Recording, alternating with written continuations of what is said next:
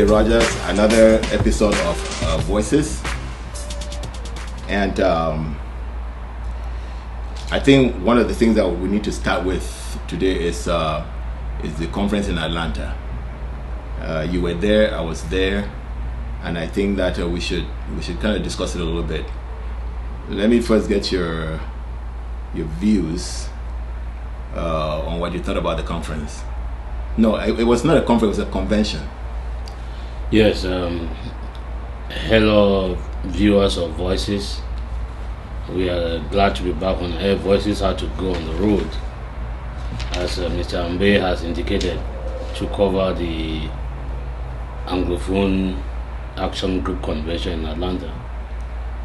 Well, I think from what you guys are going to see, we did a good job presenting the views of the Anglophone Action Group as far as the struggle is concerned, and also give a perspective of Atlanta, so you'll be able to see what Atlanta looks like and what we hope maybe Victoria, Bamenda, Mamfe and other cities in the southern Cameroons would one day look like Atlanta. Yes, I'm glad you brought that up, because when they see that piece, they will see that this was not created by God to be that way. It was created by human beings. But in order to create that, they have to be free to do it. You know what I'm saying? Yes. People have to be free to think. They have to be creative. And in the current circumstances, people that creation and that that spirit of innovation cannot be harnessed when people are not free, when people are trapped, everywhere in chains, as Rousseau would say. Yes, and I think this thing about being free is a thing which those who are benefiting financially from La République, either by helping them remain colonial subjects or by just playing what we call stomach politics, they should know, because they should know what they're really losing. Because like I've said before, you see, birds can provide their own shelter. Birds can provide their own. God provided them with their feathers, so that's their clothing. And they go and get free food from the environment, right? So animals and other creatures can provide food, shelter, and clothing. So to be a human being, you have to be able to produce. You have to provide more than that for yourself, and part of that is creativity. I think the Bible says that God created man, and I'm not going to quote it properly, but it says, "Go ye and multiply," and that multiply is there's a reason why God created man in his own image. So you continue the work of creation. You know what I'm saying? Yes. And those who sell their souls to the French, because really what the French do is that they, represented by La République, what they do is they give you food, they give you housing, which is shelter, and then you buy clothes. And they refuse you from being creative, and so you lose your humanity. Yes. And talking about the convention in Atlanta, it was interesting, to put it mildly. It was interesting because we met our fellow Southern Cameroonians who have a different view from what you and I have, or we share, as far as the struggle is concerned. Yes. And we respect those differences. And we went up there to listen to them. And, they told their story. Dr. Monzu was very eloquent in describing some of the roadblocks that the struggle have, which we have outlined on this show. As far as going to the United Nations, we have said the United Nations is not going to provide us our independence. We are going to set ourselves free. We know when the United Nations comes in. So he did a very good job of describing what the Anglophone problem is and elaborating on why we cannot be successful going to the United Nations, because it is a done deal, as he said. Yes. But then the area where I had a problem with him, and I respect Dr. Moses so much, is that he talked about the Anglophone Dialogue Forum, they call themselves ADF, and how they come together and explore these ideas on how to move the struggle forward. But in all of his presentation, he did not describe how we were going to move the struggle forward. He actually, in one, I think in the panel discussion, he talked about, mortality and things like that. Not that he was wishing that Mr. Mbivondo should die, but that we know that we are not immortal. Our time is going to come. Somehow insinuating that we just have to be patient for this chapter to unfold in Cameroon, and then we can find a way. No.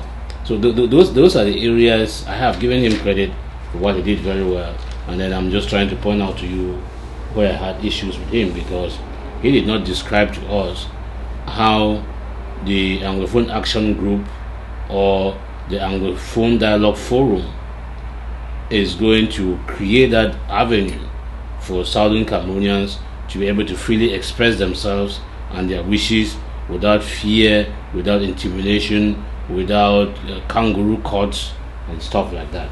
Yes, like you rightly said, he did contribute to the struggle. Like you said, we've already said on this show that UN is not an option, that we're not getting anything through UN. But we were saying that based more on our historical experiences. We've been there since in 1960. They were the ones who frustrated our cause, and since then they've absolutely not given us any attention. So that's why we said let's not go that route. But what Dr. Monzo did, he came and very detailedly told us that the UN did their job. They were very happy with their job, and they're not coming back. So he gave us, if you like, legal reasons why the UN is a dead end for us. So he did that, and then but before we move forward, though, one of the things I was always very uncomfortable with, and I think it's more a thing about now than in the past, calling us an Anglophone, that was one thing that I couldn't. They said it many times, but I really couldn't get used to. You know what I'm saying? Because when you call us Anglophones, you're defining us by how La République is defining us. If they've gone back to being La République du Cameroun, and when they were La République du Cameroun, we were Southern Cameroons. So if they're going back to be La République, then they should refer to us as Southern Cameroonians. But the reason they keep calling us Anglophones is to define us under their own country and make us a minority in their population. So that, I mean, look, I had a problem with that. Yes, but I can explain to you, I can understand where Dr. Monzo was coming from as far as that connotation is concerned. If you have ever watched his interview with Tipang in Equinox TV. Yes, I watched that. Yes, the one sitting on the red couch. Yes, he describes that, and he uses Southern Cameroons and explains to that he's not very comfortable with using that word, but it is just for contextual purposes. Yeah. And I think the fact that he had to make a distinction between the Anglophone Action Group and what the Anglophone Action Group, together with the Anglophone Dialogue Forum, stands for, I think he purposely chose not to use the Southern Cameroons to represent us, because using the Southern Cameroons, in my opinion, would be accepting or advancing the arguments of you and I that we should not be separate from. I'm trying to see it from his own end. Yeah, but one of the things that, and I think Dr. Eseme from the Anglophone Action Group said this, the one thing that, because look, we are at a stage of discussion, okay? And one of the things with discussion is that we should be honest with the truth. If La République goes back to calling themselves La République when they were La République and were Southern Cameroons, then it is just right that since you're retreating, let's also retreat to our position. And I think Dr. Monzo, in trying, unless he's pretending, in trying to state the facts and lay his argument on facts, should call us Southern Cameroonians. Because if he's calling us Anglophones, obviously he's accepting the structure as given, and therefore should accept whatever comes with that structure. So it means that he's not rebelling against the structure. No, he is not, but he has told us that is where he stands. Yeah, he is not rebelling. He says that with the Anglophone Dialogue Forum and everything, we should be able to work within this context. And we've had problems with that, because we are saying that we have tried for over the years, yes, to work within this context. And you and I we don't have to go back and look at Dr. Fonlon. We can just look 25 years ago. We don't have to go back 26 to 26 years more. Let's just look at 25 years ago, right? When Dr. Monzo, Samuel Ekonelat, and Professor Anyangwe, right? When they left that tripartite conference, when that technical committee, when they disagreed with Joseph Owen and stuff, and left and went to Boya, then we had AAC 1 and AAC 2. That was us trying to work within the federation, within the context, yes, what exists, right? Yes. So he came up, and they in that committee went and presented to the Southern Cameroonians, what was called Anglophones at that time, what they had experienced in that tripartite technical committee, right? What were the roadblocks and what they thought was the best way forward for us. And in the course of that discussion, they came up with a federal constitution. And it was rejected. Yes, so they had never acknowledged receipt. He himself went to Cameroon calling in the morning. He went to Dimanche Midi at midday, and to Actualité Hebdo at night, and explained to the citizens of La République what we were asking, that we were not breaking up the country. So that was working within the context. Yes. And that context was rejected. It was not accepted. So my problem today with Dr. Monzo, whom I hold in a very high esteem, is that if this did not work 25, 26 years ago, why should we revive it today? Yes, and when it was given a chance to work from 1961, their idea of what a federation is was not what we agree a federation should be. Yes. So these people have never believed in in federation, but just talking about 20, during the debate, during the question and answer session, Dr. Monzo actually stated that he's been stuck in that position while Dr. Anyangwe has moved forward. Yes, and when you talk about Professor Anyangwe, I think he did a fantastic job too in Atlanta. Yes. Sure. Before you go there though, I want us to stay with the Anglophone Action Group and Dr. Anyangwe. I really think that even though we don't agree with the Anglophone or with Dr. Monzo's position, we have to admit that they are very organized. They actually, I was impressed with the quality of their organization. Did you feel that way too? Yes. No, I was very, very happy, and especially with the ladies. The ladies were very committed. Yes, Besem, Flora, and all the other people who put a very fantastic convention. Yes. And fed us some very nice food. It wasn't southern food, but so they are very committed to what they are doing. They have other things that they do beside these things, beside what we disagree with. They are working on other things that support the people who have been caught and locked up in Kondengi. Yes. Because of their stance or non-stance on what the struggle is. Because there are people who have been arrested who don't even have anything to say about the struggle. Yes, I was going to say come to about this arrestation, because if you find out all these arrests are going on without any crimes. Yes. People are being returned from the airport without any crime, either in the countries in which they are or in Cameroon, in La République du Cameroon. No crimes are being committed, people are being sent back, people are being arrested and thrown in jail. There are reasons for that, but let's take it one at a time. So the theme of the convention in Atlanta was, even though they put it under unity and what was the other one? Justice and fairness. Yeah, I missed it. But the question was really that of federation versus restoration. Yeah, it was implicit. Yes, so those were the two sides that they were being debated. But what I found interesting, and Dr. Monzo was the one who advanced this, and I want to see your views on that. Dr. Monzo advanced that whether you are for federation or you are for restoration, he assumes that those two are legitimate and no side you want to impose on the other. What's your take on that? Yeah, well, I don't think. Yeah, no side should be. The problem is that we who are for restoration have been labeled as extremists, right?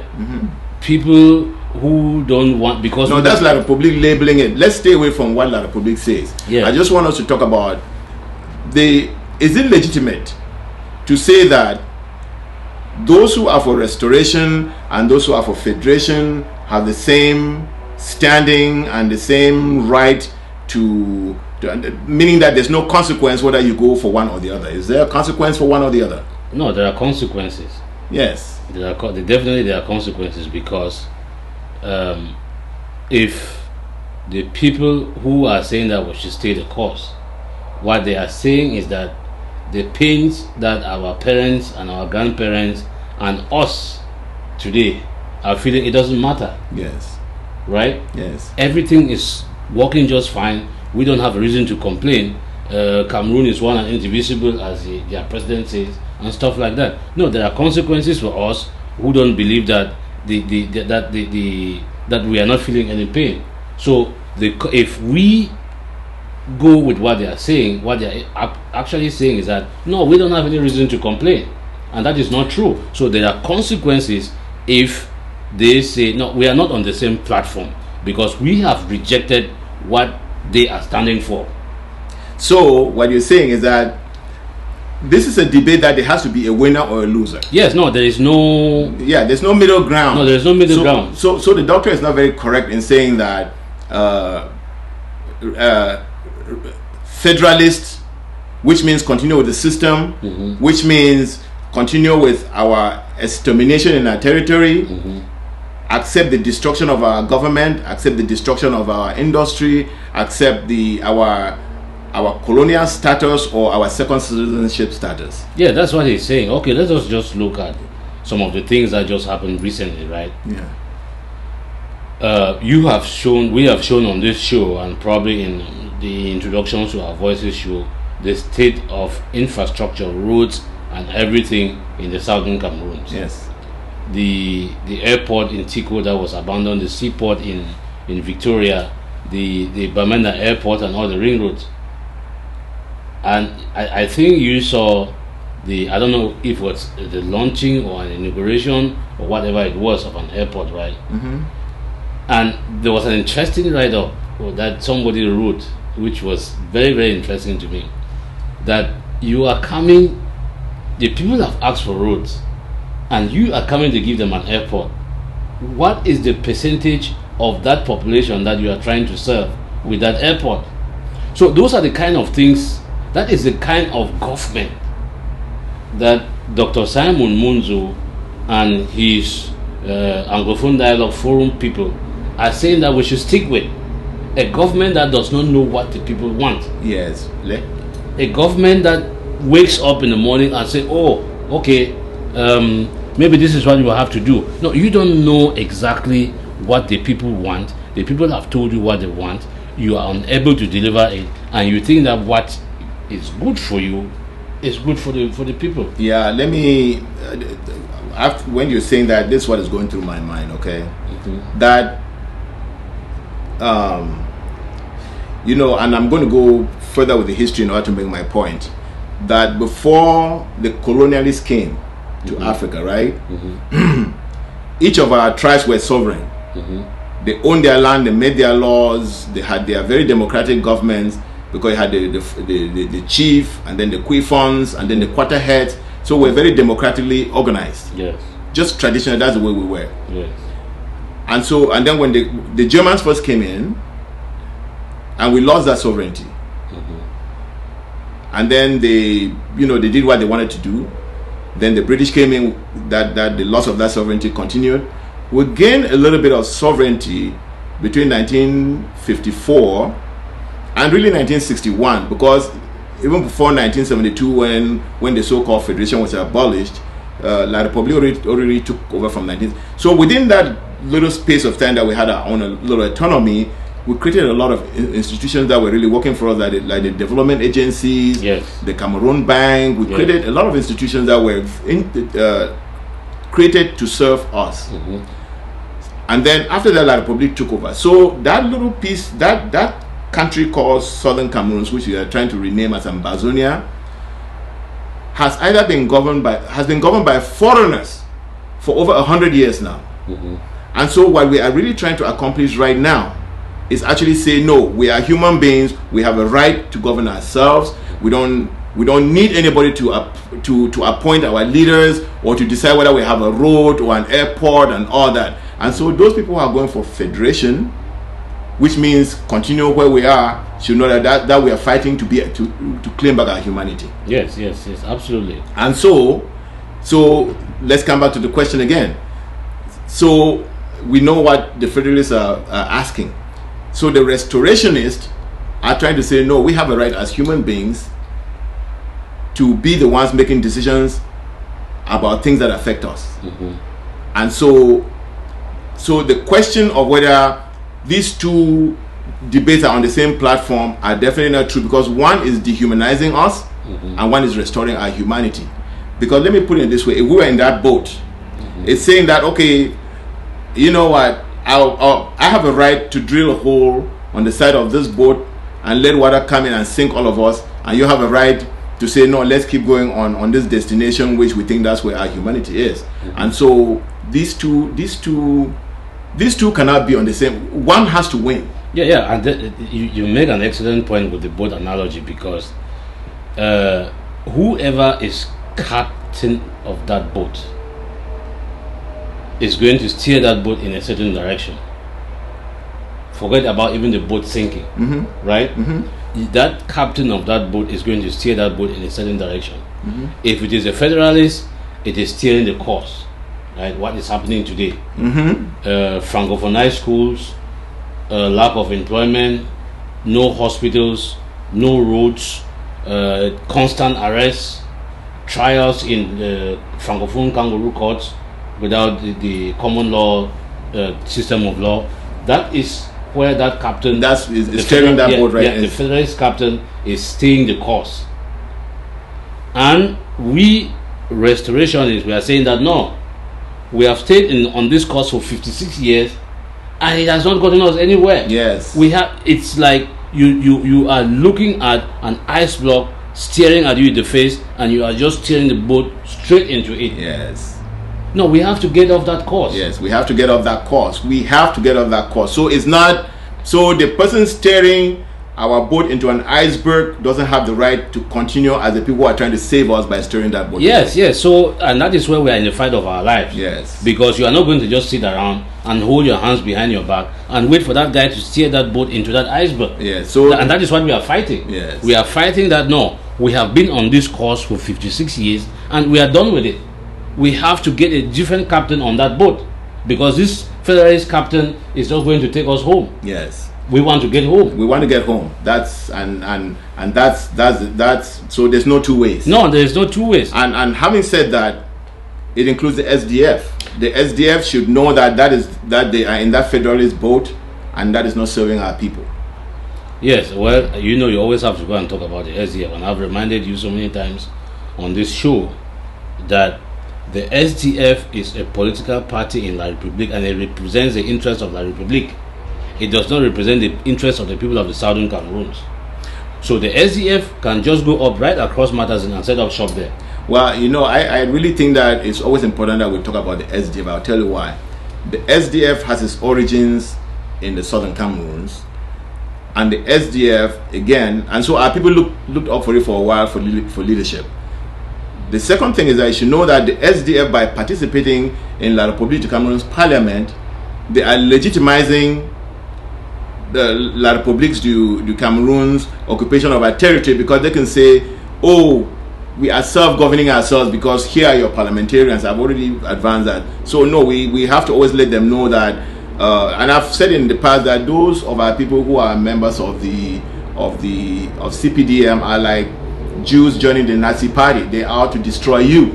So how could you be supporting a group that's out to destroy you? And that's for CPDM. But for SDF, people hung their cap on them to lead us, and they're not representing to us anymore. Well, the people have declared the SDF a persona non grata in their community.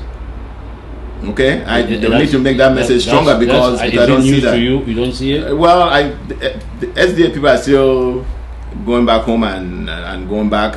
I don't want to call it, but going back to Jakiri and going back to the parliament. But I'm just saying, and Bandam and all of those. Yeah, no. What they're pretending that they are leading us, but really what they need to do is no. The people are not. They are leading themselves.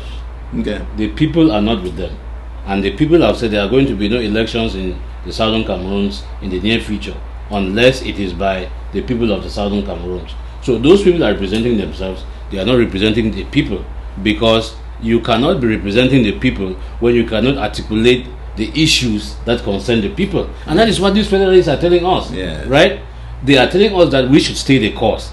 And the people who are actually for that federation, the Bandams and the like that you are talking about, cannot be allowed to talk about what bothers their people. Yes. Right? The issues that concern their people, the issues that matter to day in and day out of the lives of the people in the Southern Cameroons, they are not allowed to say anything about it. Yes. So that is where the federalists are saying that no, we should continue. That's where we should continue, where a representative of the people is not allowed to talk about the issues that are plaguing the people. Yes, and the reason, let's even push this a little further, that those who are federalists, they're also saying that we need to remain colonial subjects under France, because La République du Cameroon really means France. Yes. And these people that they're saying they want a dialogue with, La République du Cameroon has no power to dialogue federation with you. The French would allow it. The French know that they are members of Security Council. So this dialogue that we keep talking about, Paul Biya has absolutely no power to dialogue and give you federation. No, he doesn't. No, he doesn't. Okay? Paul Biya is playing the game to stay in his own power, because if he doesn't play the game of his master, he'll be kicked out. So the SDF is also playing their stomach politics in order to stay there and enrich themselves. Yes. So everybody. And I'm saying, let me just finish. I'm saying this because I remember Akonte. You remember Akonte used to be a PM, and I remember him saying one time that he resigned from Parliament because he realized that it's just a way of enriching himself, and he did not want to enrich himself at the detriment of his own people. That's why he resigned. So this is not something that we're just mouthing here. That's what some SDF MPs have already said.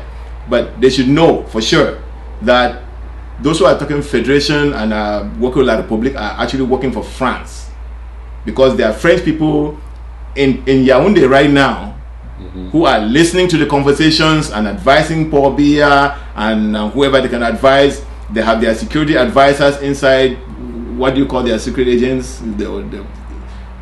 What do you call their intelligence agencies? They're advising them what to do, and if it fails, then they come back and figure another way. So our people are just serving a foreign master. They're being paid for it, and those who are advocating for that should know that no, advocating to sell us to a foreign government is not the same as trying to free the people. So those two, because when you're doing that, you're being an agent of the foreign government. You're perfectly right. And that was another interesting thing about the Atlanta Convention, because in our discussions with the founder and organizer of the convention, Dr. Wilson Esemen, we did this analogy of you trying to solve problems with your wife, and then you have a third party that has to be consulted.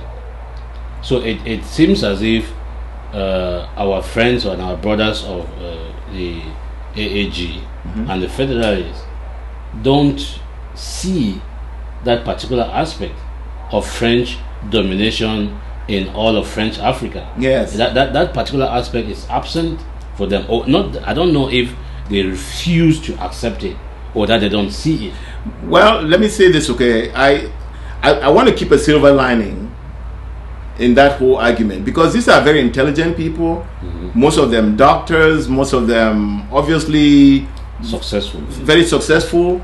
And I'm thinking that as this conversation continues, they're going to go read a little more to see why we are where they are. And but one of the things that two things that came out of that whole Atlanta thing for me, which were positive, is that they wanted to create dialogue, so that we have the dialogue which we are having, and so we'll keep educating each other. Yes.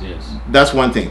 The second thing that Dr. Monzo did really well, he did not only tell us why the UN cannot be of help to us.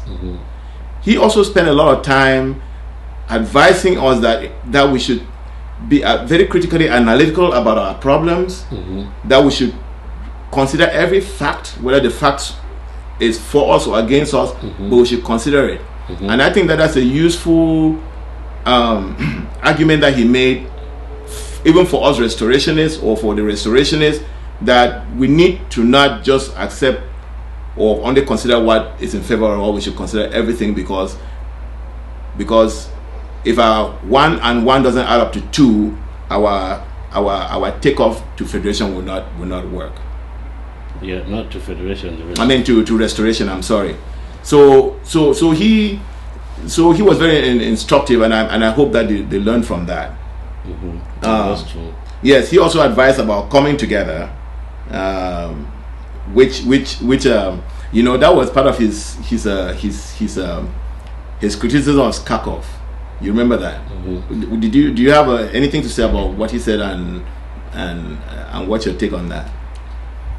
Well, his main problem was with the acronym. Yes. Of Skakov, and he said, it is trying to put together something that basically is impossible to put together. But what I have to say to that is, the people we have to come together, not in the way that he thinks that we are going to be in unison, because that is never going to happen. Even if you and I are for the same parents, we think differently. Yeah, but here was his argument though. He's saying that when he sees Kakov, he's seeing SCNC, Consortium, Ambazonia coming in with their own portfolios and hanging on to their portfolios. So he's saying that we should come together, negotiate, put all our portfolios and become one. Is that possible? No, it's not possible. It is not possible. If you do that, it means you don't have any conviction. Okay. That's to me. Yes. Because I believe in this struggle, same as you would believe that, like they believe that the federation is the best thing for us, right? That is their conviction. Yes. And they have to be able to sell it to me or to any other person, and that person is either going to buy it or turn it down. Yes. So if you are telling the people of Ambazonia that, okay, when you come into that Skakov thing, you have to drop everything that you have. No, there might be things in Skakov that there might be approaches in Skakov that you don't think that they are the best. And what you honestly believe is what you have to offer. You believe it is, except they didn't believe in anything. Yeah. No. I think you're very correct. Because what they are doing, they're forming a coalition. It's a coalition. They're not saying, forget about what you used to think and then come, let's be one big communist party heading to some... Exactly. Yeah, they will never... I mean, let's take out the scenario in the United Kingdom recently. Yes. Right? Yes. When the Prime Minister called the recent elections and lost. Right? He had to go to Ireland and form a coalition with this government. Yes. And the government in Ireland is against abortion and stuff like that.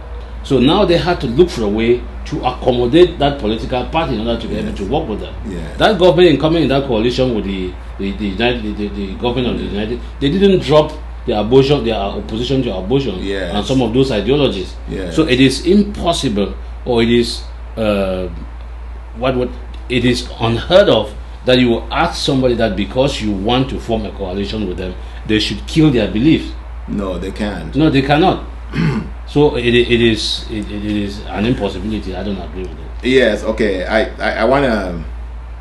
I'm going to bring something which is controversial. Okay. But on Voices, we voice what we think. Yes. Now, I think when you listen to the Federalist, see what you and I are saying that's against the federal argument. It's not like they don't know; they know it. Mm-hmm. But you were saying off camera that they're probably naive in their analysis. Mm-hmm. Do you think it's naive, or they just totally ignoring it because they want to make this argument, which is totally against the grain in our struggle right now? Well, there is some naivety in it, and there is some nostalgia in it. Okay. I can start with the nostalgia first.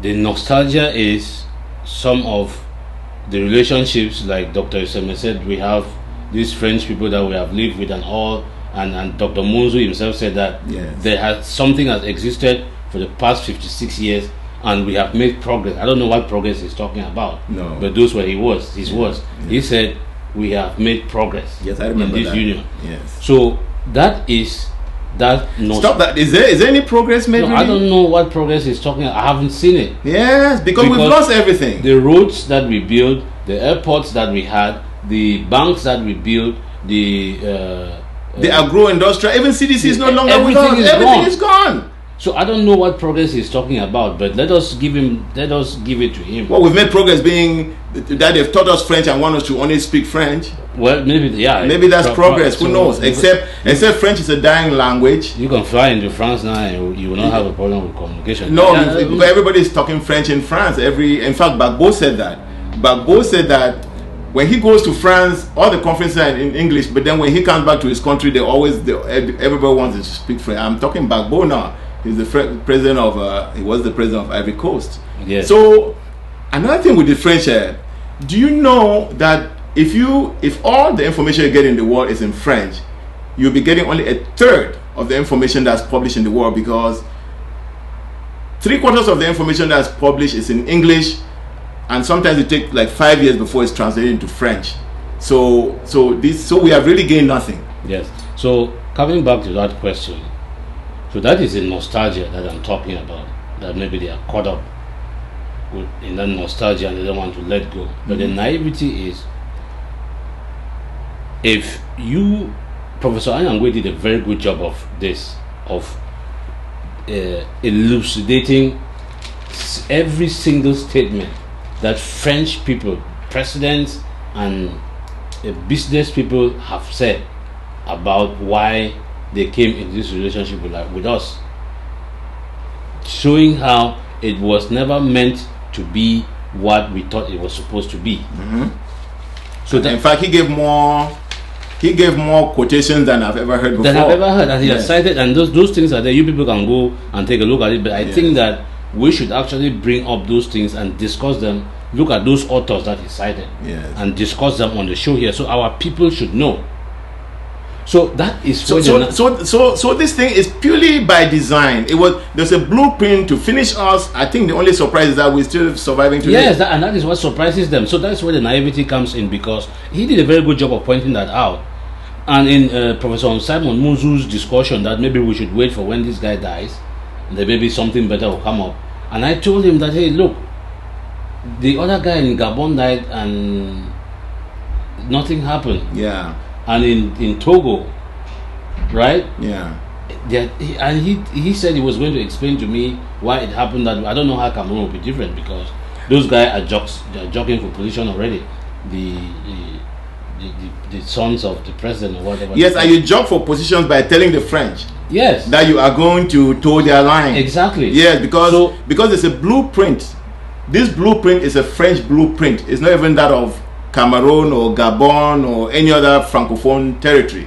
This thing is purely being managed from Paris, and Paris is in control. Macron came and they're saying that he was born, I was reading somewhere where they were saying that he was born after the colonization, but his thinking is right back into No, it is, because is this Jean Foucault, whatever his name is, the Foucault network? Yes. He has stated it, what their policy is, and that is what is, because if there is no Africa, there is no France. Yeah, the loot is so profitable that they're not gonna. Yes. Yeah, and unless we put a challenge to it, they're not gonna voluntarily give. And the French have never voluntarily given freedom or independence to anybody. Yeah, so that is where I think that our brothers are a little bit naive, because they are unable, or they are not willing to accept this reality that we are not actually dealing with La République, but we are dealing with France. France is the mastermind. Yes, and that's the last mastermind of African colonization. Yes. Now, when Dr. Anyangwe when Dr. Monzo was making his presentation, I mean, you can tell that he spent a lot of time doing research. It took an hour 26 minutes in his presentation, and he went detailing to totally make a case that we should work with La République because that's our only option, or we should be ready for a war. And obviously he's pointing that because he thinks that we have no choice. But what was surprising was that the first person who came up started putting holes in that master presentation, and that was Mr. Barrister Bobga.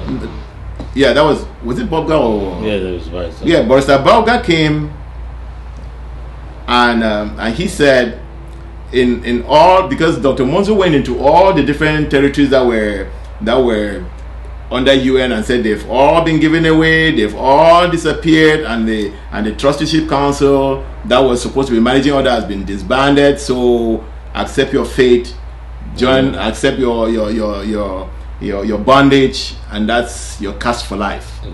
But when Barrister Bobga took up, what did he say?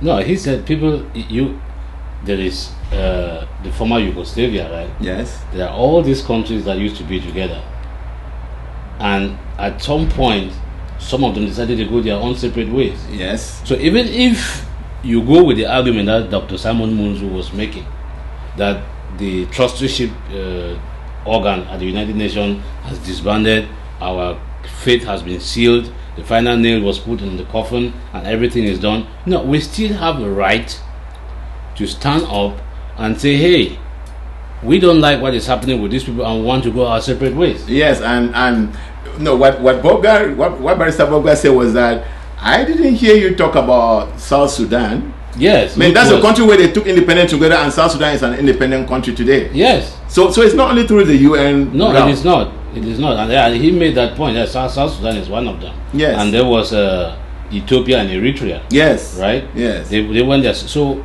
our case is not like we are doing something that has never been done before. Yes.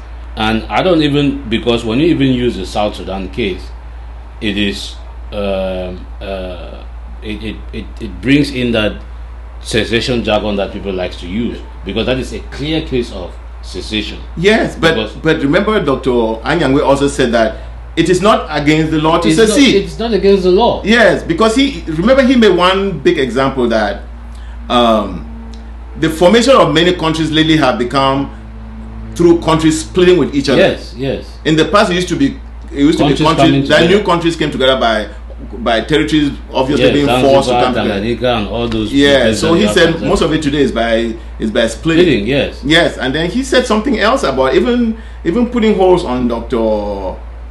Monzo's very well analyzed UN process by saying, because most of Dr. Monzo's citations were General Assembly resolutions, and basically Dr. Anyangwe said that General Assembly resolutions are usually not respected. Yeah, they're non-binding. They're non-binding, yes, that's the word. And that it's only Security Council resolutions that are really binding. And then he mentioned examples like Israel violates them all the time. But the one that he questioned, I think it was 1608, that was a binding resolution. Yes, on our independence. Yes. So so that particular resolution is not like any other United Nations resolution, because that was a binding resolution, meaning that it is not like those resolutions that are just made for political reasons, for like political reasons in the General Assembly. Yeah, in the General Assembly. Right. No, that particular resolution on our independence was a binding resolution. Now the other issues that have come up lately, and I know the return to school is the big one right now. And you were talking about Jews who are Southern Cameroonians who are pushing for schools to reopen. What was that story again? Yeah, there's a gentleman, I think he's somewhere in the southern region, who went around and called a meeting with parents and is asking for parents to sign a commitment that they are going to send their children back to school. I hope our people are listening, because actually Professor Anyangwe described the school resumption as an instrument of the struggle. Yes, an instrument of our resistance. Yes. Which we cannot afford to give up. We have said on this show, there is nobody who wants to hold a child back from education. Not their own children. Yes. But our friend from the Boston Consortium, Mr. Rufus, yes, he described clearly in that Atlanta Convention how the Irish use the same thing to resist against the English subjugation, substandard education that was being given to the Irish children. Yes, he even went back deeper into history. Rome. Yes. But I think just the fact that the government of La Republique is pushing this thing so hard, obviously they're not pushing it because they love you.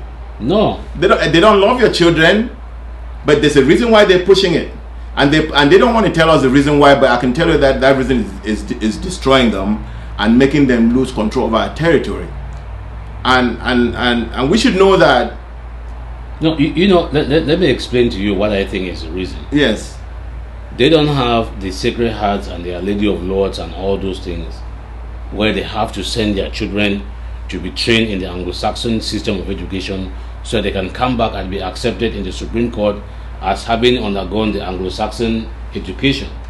So those big shots or big guns in Yaoundé who send their children to go to school in Sacred Heart, Our Lady of Lords, and all these beautiful schools that you have in Okoyong and all those places, they are the ones pushing this because they want their children to go and get that education. Why our own children are being taught by some second, I don't even know how to describe those teachers who cannot even speak the language. So they are not crying for schools to go back because they care about your children. On the contrary, they are crying for schools to go back because their own children are not getting that quality education that they were getting from our system. So they are not doing this to advance your children, but to advance their own children so they can come back and rule your children. Look, that could be one, but I think there has to be a reason stronger than that. Yes. And I think it is because they are losing control of the territory. And I think like I said, they know why, but they're hurting. And I think La Republique's hurting is not at an individual level. Mm-hmm. Okay, I think it's at a. No, it's. I think. Look, what I'm trying to say here is that obviously, when La Republique is pushing for you to send your children to school, they try to bring normalcy back to everyday business and claim that they look. Eritrea that we just mentioned. For how many years did they fight before they had their independence? Like 30? Yes, they started fighting in 1961. So we are succeeding using a modern but a low cost way that saves lives to get our independence. Because I can tell you one thing, if we were to push this thing further than we are pushing right now, it would be outright war.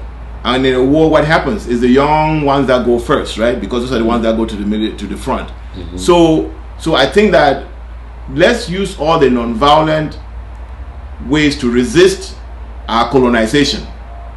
Okay? Because these people are definitely not. It's not because they love us. Because if you look at what they've done to us since 1961, it's take one thing and another from us until right now they're coming for our souls.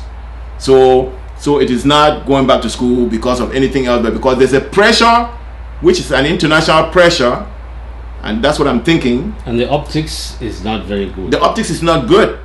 So let's resist this. I know there's some other institutions that are going back because of their economic problems. Like you were talking about the private institutions that are here are beginning to. There was a list you thought that was published. Yes. There's a list of private institutions that I think they sat for a meeting and decided that they should prepare for schools reopening. And we are telling them that it's not going to happen. They can take their schools to La Republique. Yes. We have a bunch of them here. You have Katuk, CCU, INDEP, BOST, FONAP, Polytechnical College, Impact, HIBOMS, NPB, St. Louis, and Dr. Nick Ngwanyam is a person for St. Louis. So there are a bunch of them. And they had this meeting on the 24th of July in Bamenda, telling the public that they are prepared to resume schools. Well, and this is where we were talking about whether there are some things that are negotiable.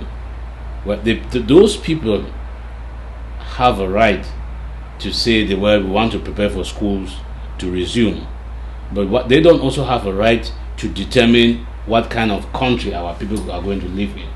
Our people, if they were honest, if the government was honest, and these people who are calling for schools to resume, if they were honest with themselves, they will ask for the government to look for rightful solutions to the problems.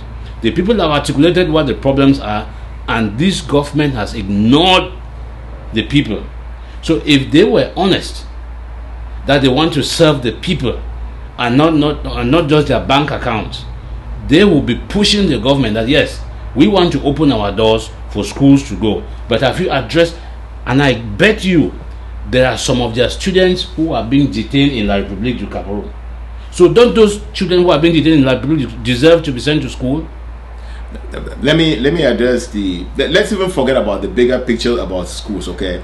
I think these people are trying to serve their pocket books. They want to start making profit from these schools, okay? Yes. But I can also tell them, just like the message to them is the same message to the citizens of Southern Cameroon who are resisting this thing, that because the people of Southern Cameroon are not going to rest, because they are human beings, and the reason why they're fighting back is because it's challenging their humanity, and they're looking for the cheapest way and the cost-effective way of securing our independence. If you want to push them because of your profit to go back to school, basically what you're trying to do is escalate it. And if it escalates, I tell you what, you may even lose your business. Yeah, there will be no school. Yes, there will be no school. And look at Syria today, right? There's no school in Syria. and I'm sure most of the business people in Syria have lost their businesses. Yes. Because if you go to Aleppo, if you look at the houses there's no one that can do anything, or a school or hospital. So we need to think long term, because we're thinking short term, and that's our people have been hoping and therefore do everything in short term, and it's failed us, and so our people now are determined to do long term. And this goes to the Presbyterian Church, it goes to the Catholic Church, it goes to all the institutions that are pushing schools to resume. The government is not pushing for those schools to resume to benefit the people of Southern Cameroon. The people of Southern Cameroon have never benefited anything from this government, which has been employed by the French to destroy us. And the reason why they want to destroy us, because we came into the Union as complete human beings who actually knew our rights, because the British system gave us all those rights. Yes. We own our land, and we're a country of laws. The French don't operate where there are laws. So they wanted to destroy those institutions that create law and create challenges to them. And so the assault has been on us. And the other thing too, and I am addressing this to the parents, because if you look at these proprietors, if they are not just looking for ways to line their pockets, they can tell us how many of those students have graduated from St. Louis Clinic, for example, that have jobs that can make up to the school fees that they pay to go to those schools. We can sit here and even question the quality of what they offered in those schools. But the parents should ask themselves that the children that they have sent to those private higher education institutions, what has been the benefit in terms of remuneration for those students that have graduated from those schools? Let me say this, okay? I was reading a comment from one of the commentators, and he was saying that Southern Cameroon is a job opportunity for the people of La Republique. And so what we're trying to do is not only create an education for our children, but also create our own opportunities. Because if you look at in fact, if you go into the Southern Cameroon, you cannot find many millionaires from private enterprise, because all the private enterprises are taken by francophones. Yes, by the Bamileke people. Yes, and I'm glad you're picking that up, because in Bamenda, they own all the businesses there. And if any of our people is prospering, the two things that they do, they go and kick you out by renting the same property where you've already established that this is where you come and buy construction material. They come and pay more, because guess what? They make all the money and we don't. They have all the opportunities and we don't. So they've been buying our land, they've been buying our businesses, they've been destroying our businesses. So you're correct that when you send your children to school, when they come out, what do? They go and become motorcycle riders. Yes. So we're looking for a holistic solution to the problems of our people, and that will come by kicking out the enemy, whose job it is to sabotage us at every junction, at every level. Right. I don't know if you have any other issue that you want to bring up, because I think this one of schools is very, very big. Yeah. And, well, the other thing that we need our people to know is that this whole thing that we talked about is all about optics, right? Yes. We know that the La Republique is sending a delegation to various capitals around the world, and they have been putting pressures on various cultural groups to travel from our territory and go to Yaoundé and perform in Yaoundé, so that they can get a picture and show the world that, hey, these are people from the Southern Cameroons, they are performing in La Republique, these people are happy to be in this union. So our people need to know, and we want to thank some of those cultural groups that have resisted to fall into this kind of trap, to sell their souls and the suffering of their children.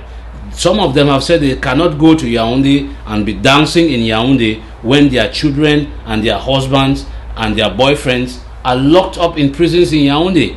And those people will be looking through the window and say, hey, is that not my mother, or is that not my mother's friend that I see dancing there while I'm locked up here? The people, some of the women, have said they are not going to be party to that.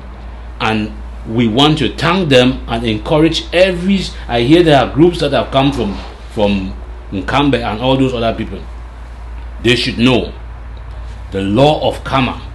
Those funds that had an accident on their way to Yaoundé, what were they going to do? They had money, they had been paid, but they died. You don't even know how they died, because the people, our forefathers, have seen that this fight that we are fighting is a genuine fight, and they are going to intervene and take out those who are going to sell us for their own benefit. There are senators from WUM, CBDM people from WUM. There are senators who have not done, they have gone on record and said they were not voted by the people of WUM, and they don't owe anything to the people of WUM. But they are the people now pushing people from WUM to go to Yaoundé and perform for their masters, so that they should continue to line their pockets. We need to start seeing those things for what they are. Don't mind that you come from the same community with those people. Those people, they are slaves. They work for their masters in Yaoundé and in Paris, and they are going to do everything to line their pockets. So I am glad that some of our people have been seeing through these things, and they are resisting. That is part of the resistance. If you don't believe in anything, don't do it. Listen to your conscience. Listen to that voice in you telling you that you are not going to sell your people for a few francs CFA. Yes, I let me just add this to it, okay? La Republique is not doing this because they love it, okay? Left to La Republique, we should be vanished from our land and they just own the land.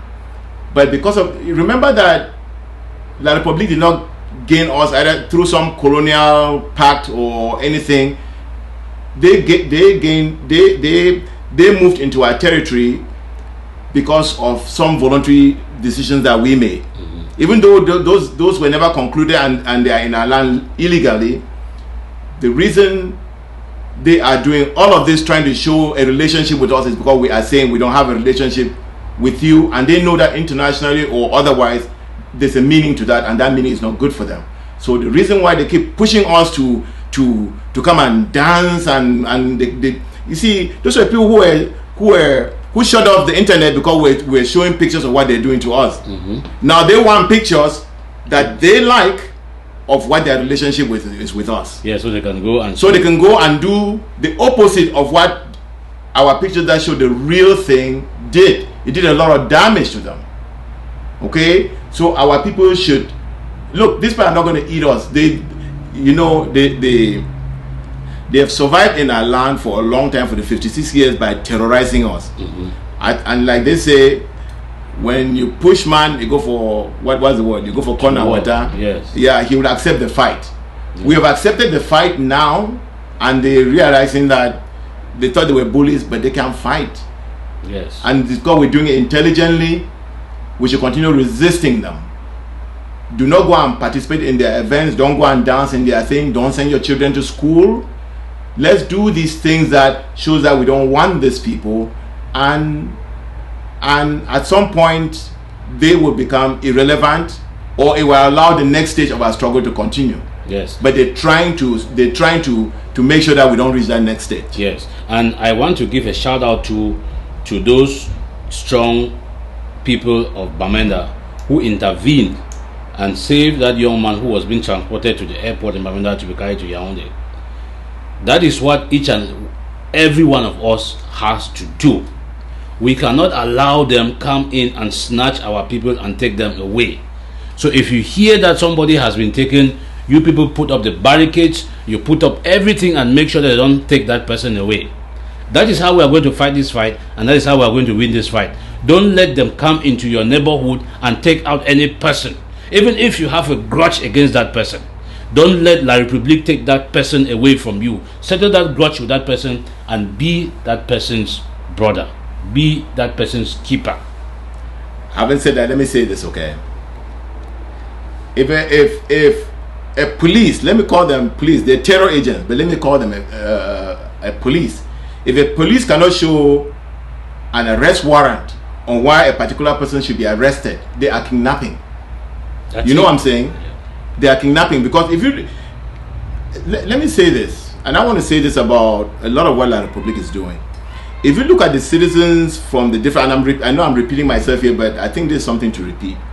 If you look at the citizens who like Zama, he never committed a crime in the United States. He never committed a crime in La République. Okay? So why was he prevented from entering his country? Why is La République kidnapping people and throwing in jail even when they just speak or they go on the street and say, hey, my government, do this? It's because they are an illegal government, and their job as representative of a colonial power is to suppress you. Because, you know, when you look at Paris, it's a beautiful city, right? It's a beautiful city because they suppress us from building our own cities, and then they steal our resources. And the reason why, let me tell you one of the big reasons why all of this is going on. Part of the suppression is because if you allow Africans to develop and start using their own resources, then Paris will not be Paris. Because you will use the uranium that is still in Niger and run your own uranium plants. So what they will try to do is prevent you from building is developing enough to build your own nuclear power. Because if you do, then the biggest company in the world that sells uranium will not be a French company. It will be a country from Niger. You see, I'm struggling not to use that word Niger, you know. But so you have to understand the geopolitics and the economic game going on. We have the ability to do exactly like you were talking about Atlanta. We have the ability to build our city the same as We have the architects. In fact, some of the architects are actually our own people. Yes. You know what I'm saying? Yes. Because we have a lot of qualified people who, the day that our country is free, we will come down and make Southern Cameroon be the Hong Kong of the whole West Africa in less than 10 years. Yes. Because our people have the capital, they have the knowledge. All we need is for these thieves who have dominated our lives for over 100 years. The Southern Cameroons, since we lost our tribal sovereignty, we have never been allowed to come together as a nation or as a state and build our own. This is the fight to give us that.